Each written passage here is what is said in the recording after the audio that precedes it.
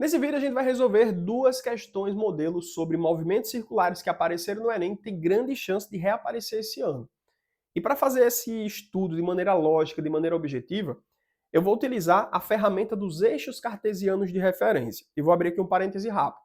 Se você não conhece essa ferramenta, cara, faz muito sentido você pausar esse vídeo, entrar na plataforma da mentoria, assistir lá no módulo de bases da mecânica a aula sobre eixos cartesianos de referência, porque isso aqui é uma ferramenta que vai fazer um boom na tua cabeça, assim como fez comigo, tá?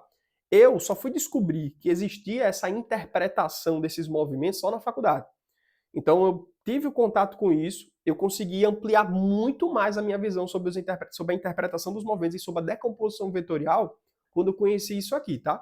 Então se você quiser de fato aprofundar, assista essa aula teórica que está no módulo Bases da Mecânica que fala sobre eixos cartesianos de referência. Inclusive lá, a gente auxilia como você faz a decomposição vetorial de maneira adequada. Então se eu tenho, por exemplo, o caso de um plano cartesiano, se eu não sei qual é o vetor que eu vou decompor, assista essa aula que faz muito sentido aí para você, beleza? Quem conhece, vamos revisar aqui esses eixos cartesianos. E Daniel, lembra aí para mim qual é a função desses eixos cartesianos. Primeiro, é a gente adequar, instalar de maneira adequada ali os vetores da cinemática vetorial, tanto o vetor aceleração, o vetor força e o vetor velocidade. E segundo, todos os vetores que estão fora desse par de eixos, né, desses eixos cartesianos, a gente precisa decompor esses vetores, beleza? Vamos lembrar que existem aqui, nesse nosso estudo, né, dois tipos de eixos, o eixo tangencial e o eixo centrípeto.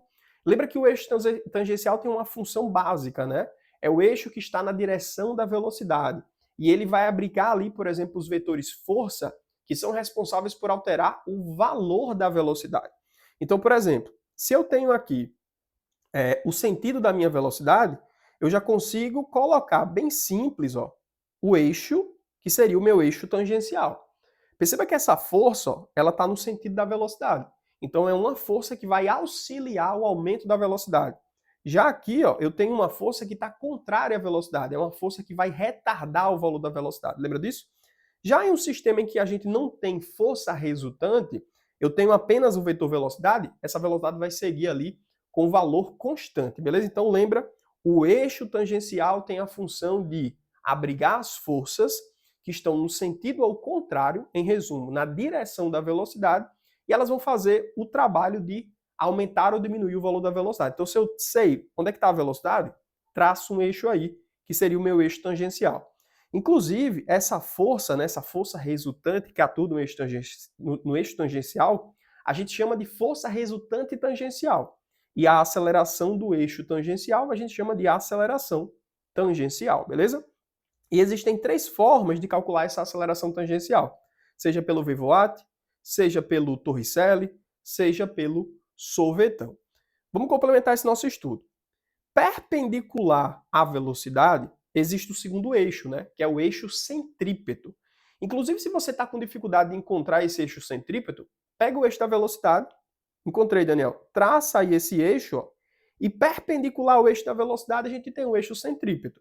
E perceba que esse eixo ele vai abrigar as forças não que são responsáveis por alterar o valor da velocidade, mas ele vai abrigar as forças que são responsáveis por alterar o sentido e a direção da velocidade.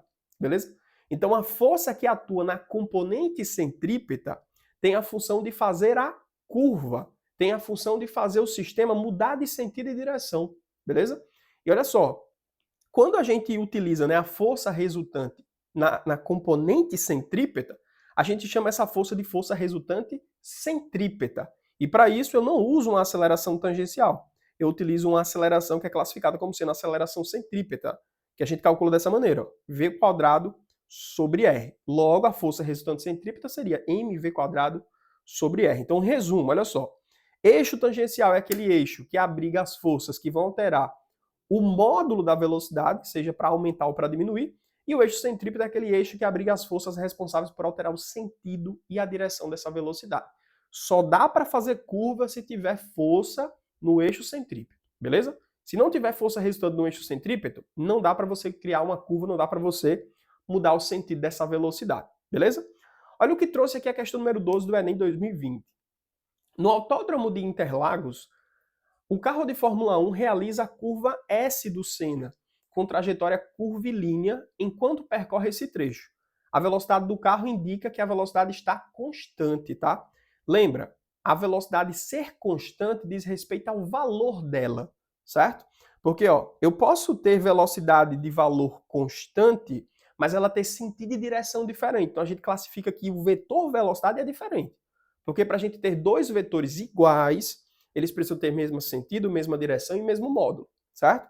Agora, se a gente quer tratar apenas o estudo escalar da velocidade, apenas o valor dela, a gente fala que o módulo dessa velocidade é constante, beleza? Aí ele fala, quais são a direção e o sentido da aceleração do carro? Lembra, como a massa é constante, força e aceleração passam a ser grandezas diretamente proporcionais. E vetorialmente falando, para onde aponta a força, aponta a aceleração. Então, de maneira indireta, ele perguntou a seguinte coisa para a gente. Ó. Qual seria a direção e o sentido da força resultante que atua nesse carro? Tá? Daniel, para que o carro faça uma curva, mesmo estando com velocidade de valor constante, essa força precisa atuar na componente centrípeta. Concorda comigo? E essa força centrípeta, ela aponta para onde? Olha só, e essa aceleração aponta para onde? Aponta para o raio? Aponta para a tangente? Não, a gente sabe que a força responsável por alterar o sentido não é uma força tangencial, não é uma aceleração que atua no eixo tangencial. Assim também como não é uma aceleração nula, né? É uma força e, consequentemente, uma aceleração que aponta no eixo centrípeto, aponta para o raio, certo? E perceba que toda a força que faz o corpo girar, essa força resultante aponta para o centro da curva, sempre para o centro da curva, tá? Porque se você tiver uma força que está apontando não para o centro da curva, mas para o outro lado, cara, essa circunferência vai ser formada para lá, certo?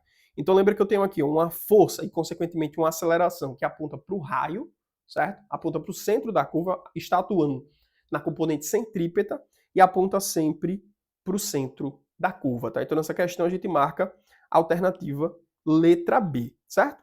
E uma aplicação maior disso daí é o conceito do MCU, do movimento circular e uniforme.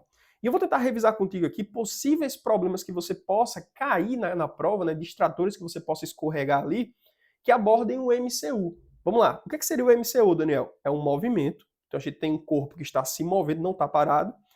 Tem trajetória circular. E perceba que o valor da velocidade sempre tem mesmo valor. É valor uniforme, tá? Movimento circular de valor uniforme. Então, lembra, se eu tenho um movimento que é uniforme de trajetória circular, o valor dessa velocidade, o módulo dessa velocidade, ele é constante, tá? Eu estou falando do valor, do módulo. Eu não posso concluir que a minha velocidade é igual. Não posso, em hipótese alguma. Por quê, Daniel? Porque velocidade é um vetor. E se eu tenho velocidades de sentidos, direções diferentes, eu já tenho velocidades diferentes. Então, no MCU, você tem a velocidade escalar, o módulo da velocidade igual. Mas a velocidade, o vetor, né, é diferente. Beleza? Lembra disso. Aí ele continua, é um movimento no qual o corpo está fazendo curvas com o módulo da sua velocidade constante. E o que é que a gente pode notar aqui? Ó? A aplicação dos eixos cartesianos de referência. A velocidade ela sempre vai apontar tangente à trajetória. Então a gente já encontrou aqui ó, o eixo tangencial, certo? E perceba que sempre perpendicular à velocidade e apontando para o centro da curva, nós temos aqui o eixo, ó, o eixo centrípeto. E aqui nós temos as forças que atuam no eixo centrípeto. Note, outro ponto também que é muito comum de distrator em tópicos de MCU é falar que a aceleração é zero. Claro que eu não tenho uma aceleração tangencial, eu não tenho uma aceleração que atua no eixo da velocidade. Mas eu tenho uma aceleração que atua no eixo centrípeto, tá? O valor da velocidade não muda. Mas existe força para fazer esse sistema fazer uma curva, que é a força resultante centrípeta. E lembra-se, tem força resultante centrípeta, tem aceleração centrípeta. Então, no MCU, o valor da velocidade é constante. Perfeito. Vetor velocidade é diferente. Show de bola. A aceleração tangencial é nula, mas existe aceleração. Só que é aceleração centrípeta. Beleza? Olha a pergunta que ele fez aqui. Ó. Uma criança está em um carrossel em um parque de diversões. Esse brinquedo descreve um movimento circular uniforme ou um movimento circular com intervalo de tempo regular, ou seja, o MCU. A força resultante que atua na criança seria o quê? Olha só.